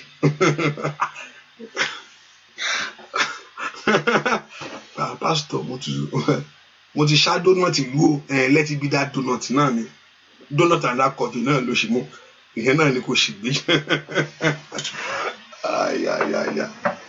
Mo ti lo donut. Mo ti gbé àná kákáká. Hallelujah, you're fasting tomorrow. Like me today, you are fasting today. At least three. Now worry. At least 3. And there's another thing. Oh, yes, thank you. Olórúkọ tó ń rìn létí mi. Mo ń wò bóyá àbó stock sórí mi ní. Ó ní kò jẹ́ mi ní dárúkọ. Màá kọ́ ìntì díẹ̀. Mo ṣà ń wá bóyá àbí mò ń rò. So mi ní dárúkọ. Bọ̀ ó ń wá. Ó ti èèyàn méjì mo gbọ́. Ìkíní nígbà mo kọ́ wọlé. Ìkejì. Mo ti gbọ́ clearly ni. Ṣùgbọ́n mi ẹ̀ ní sọ. I will not mention him. Ṣùgbọ́n màá kọ́ fún yín gbogbo ẹni tí orúkọ yín bá ń bẹ̀ láti F yẹn. F. Orúkọ yìí mo rí. Orúkọ yìí mo ń wò yìí. Orúkọ ẹni tí mo gbọ́ yìí gangan mo ń wò yìí. Orúkọ yìí gangan mo gbọ́ mo ń wò yìí. ṣùgbọ́n ẹni tó kọ́ yín bá bẹ̀rẹ̀ ní f yẹn f wá pé f ń bẹ ní orúkọ rẹ bẹ́ẹ̀ ni ẹni tó máa mọ̀ Olúwa oore ọ̀fẹ́ àánú kó bàlẹ́ ayé àwọn ẹ̀ àmín. Mo gbàdúrà oore ọ̀fẹ́ àánú lórúkọ Jésù kó bàlẹ́ àwọn ẹ̀ àmín. The man the akasaida de bakoria ripelu shanda ya gadaba kushato perusata oore ọ̀fẹ́ àánú kó bàlẹ́ ayé àwọn ẹ̀ àmín. Oh, the grace of God's mercy. The grace of God's mercy, let it rest upon you. Ìrì àánú kó sẹ̀ sí ọ. Òjò ìbùkún yóò sì rọ̀. Gbogbo ohun tí ayé fẹ́ gbà lọ́wọ́ rẹ, now I'm praying now. Ohun tí ayé fẹ́ gbà lọ́wọ́ ẹni ní orúkọ Jésù. Tí ayé fẹ́ gbà ní ọwọ́ ẹni. Olúwa kó ba ẹ̀mọ́ ẹ jẹ́ àmín. Ohun tí ìwọ náà wá ti ń dóde tó yẹ kó o ti rí. Ayé ò fẹ́ fún ọ, ti fẹ́ gbà. The enemy don't want to give, they want to take away. Ohun tí ìwọ tí wá ń dóde láti gbà. Ọ̀run kó mú lé ọ lọ́wọ́ àmín. Lórúkọ Jésù ilẹ̀kùn àánú yín kó ṣí sílẹ̀ àmín. Gbogbo ẹ̀yin tí mo gbàdúrà tó orúkọ yín bẹ̀ láti tó ṣáà orúkọ rẹ, you can identify. You have F in your name, I don't want to mention name. Fìyẹ́lẹ̀. Gbogbo ṣáà ti fẹ́ ṣàwà ní orúkọ rẹ. Ìṣèké. Gbogbo ṣáà gbàdúrà gbọ́wọ́ sórí rẹ. O Jésù. Ojú àánú kó rọ̀ sórí mi. Ní orúkọ Jésù. Ohun tí ayé fẹ́ gbà lọ́wọ́ mi. Lórúkọ Jésù mọ́jọ ń gbà. Ohun tí ayé fẹ́ mú kó lọ́wọ́ mi mọ́jọ ń gbà. Ohun tó yẹ kó ti wọlé tọ̀ mí wá. Tí mi tí ì rí ẹjọ́ wọlé wá. I want you to open your mouth and pray. Whatever in any area that enemy want to rob me, to take away something from me, Lord, destroy their plan, and whatever thing that's supposed to have come to me, tí ò tí ì wá, ọ̀run ẹ gbélé mi lọ́wọ́, ẹ ṣílẹ̀kùn rere mi sílẹ̀, ó yá ọmọ Ọlọ́run lanu kó gbàdúrà, orúkọ Jésù, orúkọ Jésù, orúkọ Jésù, gbogbo tó yẹ kó ti wọnú ayé mi wá fún rere o, whatever that have entered into my life, ohun tó yẹ kí n ti ní, ibi tó yẹ kí n ti wà, where you supposed to be, that you are not there, Lord, take me there. Ó yẹ ṣe ìṣẹ̀lẹ̀ tó kọ́ yọ ìṣẹ̀lẹ̀ fún ìyànú ìṣẹ̀lẹ̀ tí mò ń dóde ohun tó yẹ tí mò ń dóde ìjọba kó ti ṣẹlẹ̀ tí ò ti ṣẹlẹ̀ mà sí dàbàkàpà mà yá kàpà kàtàkàtàkàtàkàtàkàtàkàtàkàtà àtà làbàdàkú ṣàǹdòbàkàtà ó yá lórúkọ Jésù mà sí kàbàkúntàkúndàbàkúà ní orúkọ Jésù ẹjọ́ ṣẹlẹ̀ ẹjọ́ ṣẹlẹ̀ ẹjọ́ ṣẹlẹ̀ adínilọ́wọ́ kókó lọ́nà adínilọ́wọ́ kókó lọ́nà adínilọ́wọ́ kókó lọ́nà ní orúkọ Jésù oore ọ̀fẹ́ dájú oore ọ̀fẹ́ dájú oore ọ̀fẹ́ dájú oore ọ̀fẹ́ dájú let there be grace grace of God grace of God grace of God grace of God grace of God grace of God gbúà dúà lórúkọ Jésù Kristi Olúwa wa mo kàn á gbọ́ màmá yẹn màmá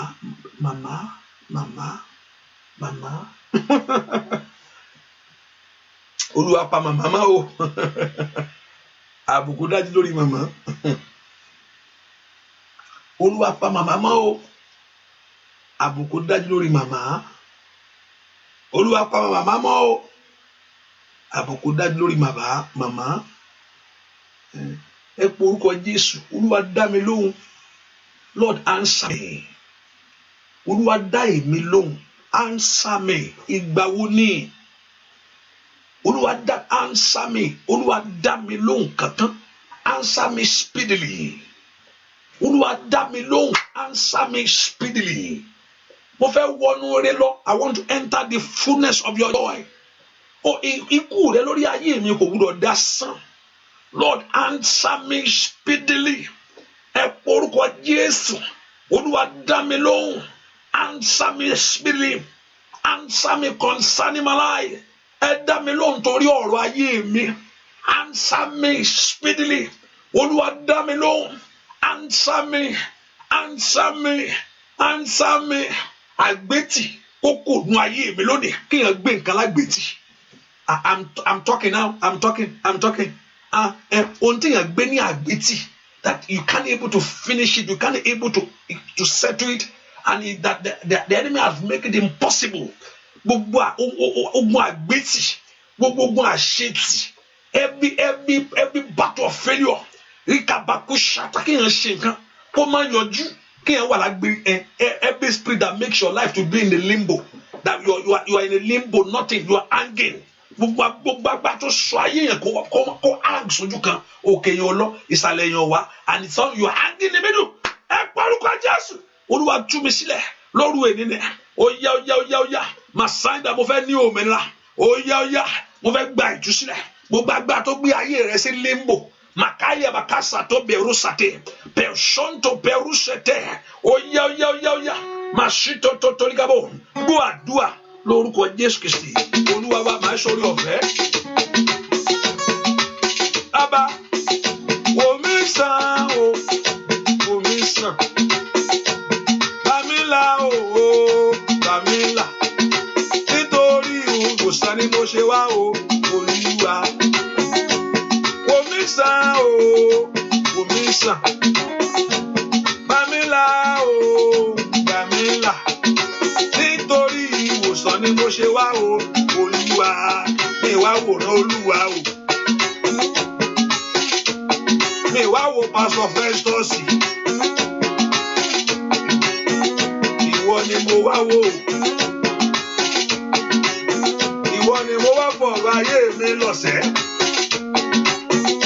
Ìwọ ni mo wá bá sọ̀rọ̀. Eléjì ìdáròyé bàbá mi o. Abániṣe òde ọ̀gbun ńlá o. Jẹ́ rí ìyanu rẹ bàbá. Jẹ́ rògbò rẹ nínú ayé mi ni. Ọwọ́ agbára rẹ dà. Ọwọ́ ìṣẹ́gun rẹ dà sẹ́ o. Gbogbo ogun tó wọlé. Gbogbo ọwọ́ ìkàyẹ̀ tó kò lórí ayé yín sẹ́. Kànga rẹ kó mú mi jáde o. Kànga rẹ kó mú mi jáde o. Let your well bring forth a water. Ayé rẹ kó kò dún aṣálẹ̀. Ọwọ́ Ọlọ́run kó ṣòun tuntun. Agbára Ọlọ́run kó farahàn. Lọ́wọ́. Ai! Masanda ya kaparusate. Jésù. Gbogbo eyín ọ̀tá Olúwa ká o. Mo sọ pé wà ká wọn lẹ́yìn Olódùmarè, ká wọn lẹ́yìn o. Olúwa ká wọn lẹ́yìn lọ ẹ̀yìn wọn. Gbogbo eyín ọ̀tá Olúwa kásẹ̀. Ogun tó lé ọ̀wọ́lé òkúrọ̀ bá ọ jáde o níwájú Olúwa. Gbogbo ẹ̀wù tẹ́ ẹ gbé wá Ọlọ́run gbà á kalẹ̀ lọ́wọ́lọ́wọ́. Bẹ̀rẹ̀ sí gbàdúrà. Lift your voice and begin to pray. Olúwa mo gbé wá ní o lórí ọmọ mi ní. Lórí aya ni mo ṣe wá Ọlọ́run mi bàbá. Lift your voice and tell him. Olúwa mo dé Ọlọ́run mi ṣe. Má jẹ́ lọ lásán Ọlọ́run mi o. Mo wá ọ wà ní o bàbá. O ní àwọn tó bá wá ọ ṣẹ́. Mo rí ọ. Jẹ́ rí ọ o Ọlọ́run mi. Fọ́ọ̀kì mo kọ̀ rí fọ́ọ̀kì. Ṣẹ́nìkan gbé nǹkan kaná ni. Ta ló ń gbé nǹkan kaná?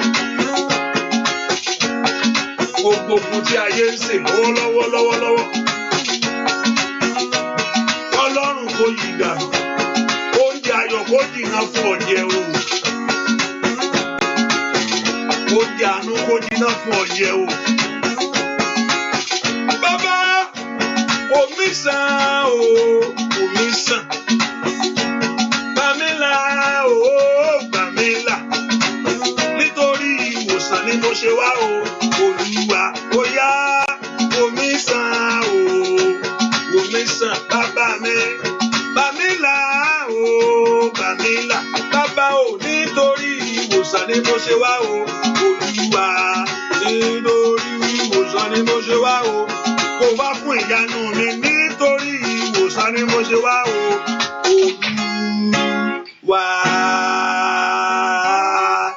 Olúwa. I told us anytime you are coming or anytime you are going to God's presence, have something in your mind. Don't come as normal. I want to online. I want to church. I'm going to church. Don't do that. Have something in your mind that I'm going this morning to the church. And Lord, Olúwa mo ń lọ church báyìí o. Mo fẹ́ kó bá mi pàdé lórí ọmọ mi. Bí tí ìyanu ti máa ń ṣẹlẹ̀ ni because expectation ni. Many of us, we don't have expectation, but we do show up in prayer without nothing in your mind. Normal routine. Ọlọ́run tí mo fẹ́. Ó fẹ́ kó sọ. Kò sí ẹni tí tó ní expectation before the Lord tí Ọlọ́run ò kí ń bá pàdé. Kò ń já wọn kulẹ̀. Kò sẹ́ni tó bá wá fún kò bẹ́ni tó bá Jésù wá with something in their heart, not like I'm praying. No, I'm not saying that you are not praying. You are praying, but a heart with an expectation before God. You have something in your mind that you are going before the Lord. Lẹ́yìn báyìí mo ṣe jí láàárọ̀ Olúwa, mo lọ sínú àdúrà báyìí o, or mo lọ church báyìí o, Olúwa, bá mi pàdé sọ̀rọ̀ sí mi, ṣìyanu. Wà á rí pé He will make it. You will not leave that place without doing something for you. Because He says He's going to satisfy. But we don't have it, we just log it. Hey, want to one line? No.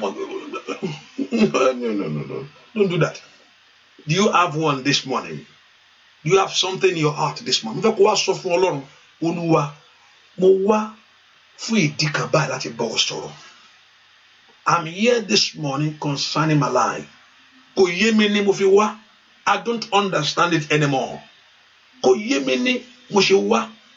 Mo fẹ́ kó bá mi fọ́ọ̀kan ayé mi. I want you to settle. Má wò mí nínú kí ìyà jẹ mí mọ́. Olúwa má wò ayé ọmọ mi nínú kí ìyà jẹ ọmọ mi mọ́. Má jẹ́ sọkún ìmọ̀. Ẹ gbomijé mi nù. Páálí káwé power side. Ẹ fi ayọ̀ rere fún mi. Settle my case tonight. Ẹ dá mi lóhùn. Ẹ fọwọ́ agbára ńlá kàn mí. Ẹ jẹ́ kí ojú mi kó ríre. Àmọ́ náà ńlá ni kó gbàdúrà. Orúkọ Jésù. Bàbá mi o. Máàlì pa ẹnìkan. Ohun tí ayé gbẹ́sẹ̀ lé lórí ayé Olúwa gbé kúrò. I'm talking now. I'm talking. Ẹnìkan ohun tí a gbẹ́sẹ̀ lé bàtà yìí mú bàtà ńlá ni ẹsẹ̀ bí ẹsẹ̀ mú kọ́ra abẹ́ ẹsẹ̀ mú wò. Ó fẹ́ dàbí bàtà ọkùnrin lélẹ́yìí. Bàtà ìgbógìlà. Ohun tí ayé gbẹ́sẹ̀ lé, whatever the enemy have hold down in your life, Olúwa gbé ẹsẹ̀ wọn kúrò. Ẹsẹ̀ ọ̀tá kó kò lórí ẹ̀, kó kò lórí iṣẹ́ ẹ̀. Kí ayé ẹ̀ sì mà pé ó kúrò. Ohun tí ayé gbẹ́sẹ̀ lé lónìí, Olúwa kó gbé kúrò. Let your life know it. Bẹ́ẹ̀ ni ó sì rí. In Jesus' name we pray. Ẹ yẹ gbàdúrà. Ẹ sọ fún Ọlọ́run, why you are here this morning. Tell the Lord, I will share the grace now. Olúwa mo fẹ́ kó bá mi fi ọwọ́ agbára ńlá rẹ bá mi fi yanjú eléyìí ni. Lord, Olúwa bá mi fọwọ́ agbára ńlá rẹ bá mi ṣe léyìí. Má dojú ìgbàgbọ́ tì mí. Ó sọ pé àwọn tó bá gbẹ́kẹ̀lé ọ, olójú kì yóò tì wọ́n. Ó láwọn tó fi ọ tó gbẹ́kẹ̀lé ìwọ Jésù, olójú kì yóò tì wọ́n. Olúwa mo gbẹ́kẹ̀lé ọ. Olúwa mo fi ìgbẹ́kẹ̀lé mi sí ọ. Olúwa, I put my trust is in you. My total hope is in you, O Lord. He said, they that put their trust in you. Thank you, my Father. In Jesus' name, we pray. Maybe I'll continue. I just begin to hear Psalm 34. Maybe that will be in the prayer in the morning. He said, I will bless the Lord at all times. His praise shall continue to be in my mouth. He said, my soul shall make her boast in the Lord. The humble shall hear thereof and be glad. O majesty of the Lord with me, magnify the Lord with me, and let us exalt his name together. I sought the Lord, he heard me, and he delivered me from all my fears. He said, I sought the Lord. Mo wá Ọlọ́run, ó sì gbà mí ní ọwọ́ ẹ̀rù mi gbogbo. Some people are afraid, bá mo ṣe fẹ́ ṣe lọ́la. báwo mo ṣe wá fẹ́ ṣe báyìí kò sówó, báwo mo ṣe wá ṣe báyìí kò síṣẹ́, báwo mo ṣe wá ṣe báyìí láyé mi kò sọ́kọ, no husband, àti marry báyìí kò sọ́mọ, àbí here in this country kò síwèé ìgbélùú, mo ṣiṣẹ́ kò sí sálárì, mo fẹ́ lọ bọ́kọ wọ́n ti ọ̀ mọ́lẹ̀, o ò lè lọ bọ́kọ, no visa to come out, you are just there. Ẹ wo àwọn ọmọ wo wọ́n títí ẹ̀rù à ń bọ̀ wá di kan tó that you are just waking up in the night lifting up bá mo ṣe fẹ́ ṣe ọmọ àṣírí gangan wàá fi fọrùn sáwọn ọmọ lẹ́tì yíyàgà ẹ̀rù mẹ́jọ kò yẹ ìkanra nu kò sí nǹkan kan ló jẹ́ bẹ́ẹ̀. Ẹ̀rù ọjọ́ ọ̀la, the fear of tomorrow, ẹ̀rù of your circumstances, ẹ̀rù of your business. Business mo ti ń ṣe láti joy and nothing is moving. O tún yáwó ni o tún yáwó owó eléle owó alájọ tó ń dájọ mo sọ̀rọ̀ owó eléle aláàkí mo ń sọ̀rọ̀ àbí mo ń sọ̀rọ̀ and talking owó eléle owó tó ń dájọ sí owó tó ń dájọ sí àjọ fẹ́ pé ó yẹ kó ti máa san padà ó wà rí kankan san. I'm talking mo máa ń sọ̀rọ̀ ohun tí mo ń sọ yìí owó alájọ tó ń dáwó fẹ́ pé ó yẹ kó máa san ohun tó fi dáwọ́ lé kankan tẹ̀kọ̀ wàá mú kan yẹn jáde fún ẹ. Ìrònú wá dé. I sought the Lord and he delivered me from all my fears. The fear mo pa ní àṣẹ gbogbo ẹ̀rù every fear in your life tẹ́ gbé wá síwájú Olúwa ní àárọ̀ yìí ohun tẹ́ ń sọkún sí that thing that makes you to cry ohun tó ń jẹ́ ọ láyà pé báwo máa ṣe wá ṣe tó ń bá sọ ilé kí ni mo fẹ́ ṣe tó ń bá lọ wílì fún mi kí ni mo fẹ́ wí ni mo fẹ́ gbà sí tó wá ti wá di ẹ̀rù Olúwa báwo ṣe wá fẹ́ yọ báwo fẹ́ bọ́nu kínní ìwọ Ọlọ́run ti máa ń mú àwọn tí ẹ dùn Olúwa ìwọ tó máa ń mú àwọn inú àwọn ayọ̀ tí àwọn tí ẹ kún the Lord that giveth joy that make his people happy. Ọlọ́run tí ò fẹ́ kí èèyàn lọ bó ṣe wá ṣe bó ṣe máa ń ṣe nìyẹn you don't want them to go ó fẹ́ kán lọ bẹ́ẹ̀ wọ́n ṣe wá Ọlọ́run tó máa ń ṣe bẹ́ẹ̀ ní orúkọ Jésù kó dá sí ọ̀rọ̀ yìí lónìí àmín ṣàmì dáadáa bí tó wáyé o gbogbo tó ń bà ẹ́ lẹ́rù gbogbo tó ń jẹ́ ọ láyà gbogbo tó pé báwo máa ṣe ṣe gbogbo tó pé ọ̀nà ó máa gbé gbà báwo máa ṣe rúlà báwo máa ṣe rújà whatever thing that makes you to fear òun náà tó sọ jáde yẹn lónìí ọ̀run kó yanjú ẹ̀ àmín orúkọ Olúwa kó gbé ọ níjà àmín let the name of Jehovah God fight for you orúkọ Olúwa kó ṣe fún ọ àmín orúkọ Olúwa kó dá ọ lóhùn àmín ibi tó gbójú sókè lónìí kó gbé ọ àmín mo lérò pé Ọlọ́run ló gbé sí ibi tí o gbé ojú rẹ sókè sí lónìí ibi tí o gbé ojú rẹ sókè sí lónìí mo lérò pé o gbé sọ́dọ̀ Ọlọ́run òye mi ò gbójú mi sí orí òkè wọn ni níbo ni ìrànlọ́wọ́ ti wá fún mi o ó ní ìrànlọ́wọ́ tọwọ́ Olúwa wá látọwọ́ Olúwa from the Lord receive that help amen say that amen very louder látọwọ́ Olúwa ó yá gba ìrànlọ́wọ́ amen gba ìrànlọ́wọ́ amen receive that help amen ìrànlọ́wọ́ yẹn kó fara amen ìrànlọ́wọ́ yẹn kó di mímọ́ amen let it manifest amen let it manifest amen kó fara amen ibikíbi tó ti ń wá ìrànlọ́wọ́ yẹn torí pé ó gbé ojú sókè sọ́dọ̀ Ọlọ́run lónìí ìrànlọ́wọ́ yẹn kó fara fún amen kó di mímọ́ amen kó gbọ́ ìròyìn ayọ̀ amen kójú rẹ kó ríre amen ohun tó wá ń bẹ̀ lẹ́rù yẹn ní orúkọ Jésù kó parẹ́ pátá amen bẹ́ẹ̀ ni ó sì rí láì lórúkọ Jésù Kristi Olúwa wa tó bá ṣe ìmọ̀ bó ṣe fẹ́ yan Ọlọ́run mi tó wà yẹn báyà tó bá lè forí balẹ̀ má ń forí balẹ̀ ojú títí o ohun tó bá lè ṣe láti yan Ọlọ́run mi ṣáàṣì kankan do something to praise God ní ìmọ̀ tó lè ṣe ṣáàṣì kankan share anything no go crazy for him go crazy for God hallelujah go crazy for him wherever you are ohun tó bá lè ṣe bẹ́ẹ̀ yẹn wọ́n bá hallelujah ní kó jump ní kó ṣáàṣì kan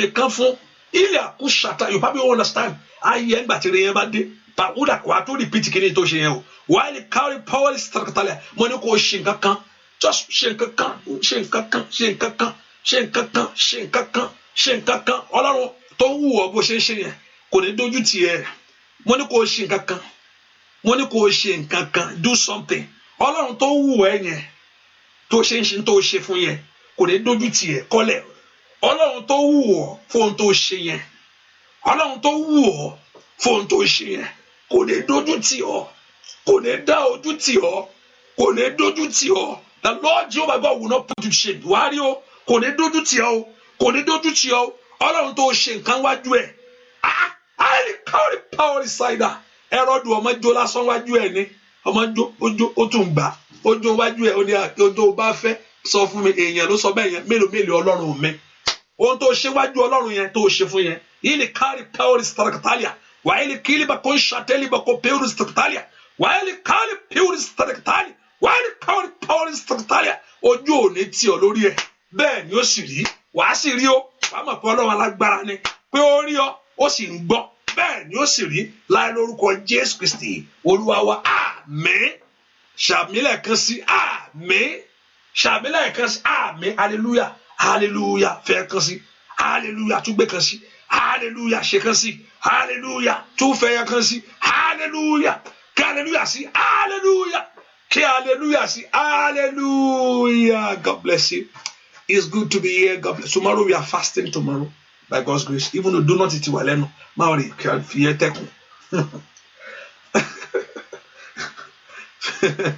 fi yẹ gbẹnuro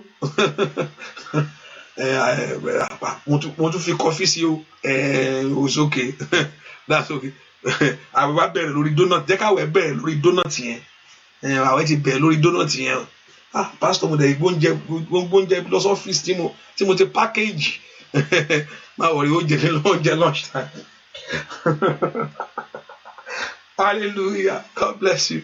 So tomorrow we're coming tomorrow by God's grace in the morning, and the Lord Jehovah God will do great things for you in Jesus' name. And I will see somebody typing London something or something like that.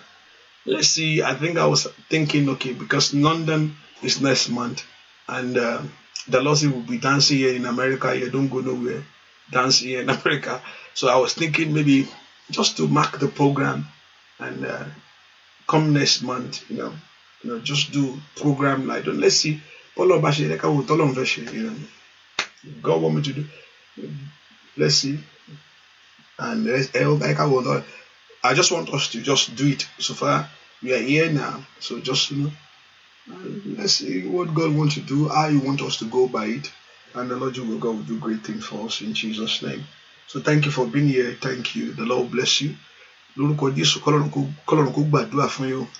Gbogbo ẹ̀yin tẹ́ share prayer yìí lórúkọ Jésù kọ́lọ́run kó súre fún yín.